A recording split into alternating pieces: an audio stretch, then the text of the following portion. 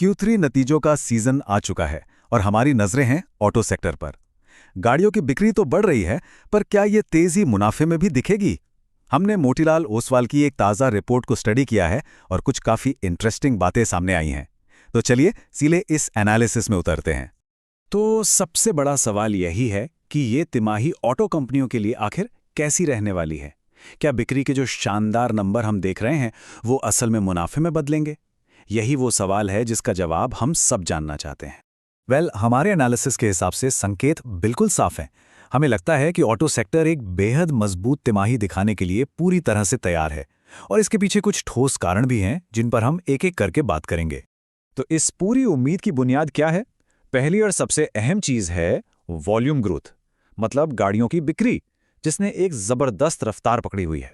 जरा इस नंबर पर गौर कीजिए। 17% पूरे ऑटो सेक्टर में औसतन 17% की वॉल्यूम ग्रोथ हुई है। ये कोई छोटा मोटा उछाल नहीं है, बल्कि ये इस सेक्टर की मजबूत सेहत का सीधा सीधा इशारा है।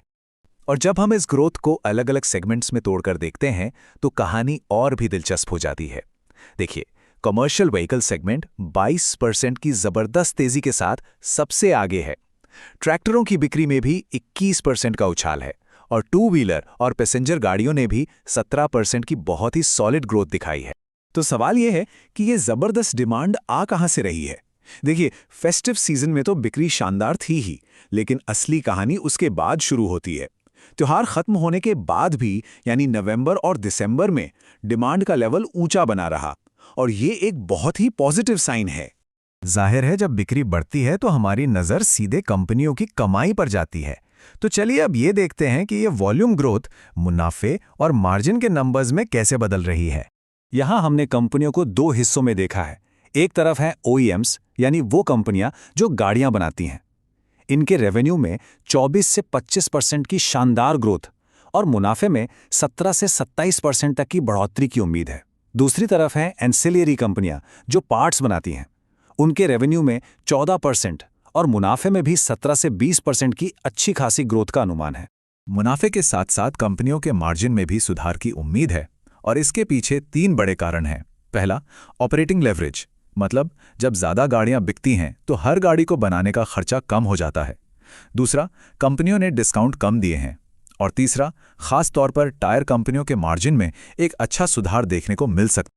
इन सभी पॉजिटिव संकेतों के बीच अब सवाल ये है कि कौन सी कंपनियां सबसे ज्यादा चमक सकती हैं। चलिए उन स्टॉक्स पर नजर डालते हैं जिन पर इस रिपोर्ट का खास फोकस है। मोतीलाल ओसवाल की रिपोर्ट में कुछ खास नामों पर दांव लगाया गया है। OEMs में मारुति सुजुकी, महिंद्रा एंड महिंद्रा और TVS मोटर्स जैसे दिग्गजों पर नजर रखने की सलाह है। वहीं पार्ट्स बनाने वाली कंपनियों में संवर्धना मॉथरसन और हैप्पी फोर्जिंग से भी अच्छे परफॉर्मेंस की उम्मीद की जा रही है। तो इन सभी आंकड़ों और एनालिसिस को समेटते हुए हम आखिर किस नतीजे पर पहुंचते हैं? चलिए इस पूरी पड़ताल का निचोड़ देखते हैं। संक्षेप में कहें तो भारतीय ऑटो सेक्टर इस समय सच में टॉप गियर में चल रहा है। बिक्री से लेकर मुनाफे तक हर पैमाने पर मजबूती के संकेत हैं, जो एक बहुत ही अच्छी तस्वीर पेश कर रहे हैं। और ये पूरा विश्लेषण हमें एक अहम सवाल पर लाके छोड़ता है। जब सेक्टर इतनी तेज रफ्तार से दौड़ रहा हो तो निवेश के सबसे अच्छे मौके आखिर कहां छिपे हो सकते हैं? ये एक ऐसा सवाल है जिस पर हर निवेशक को सोचना चाहिए।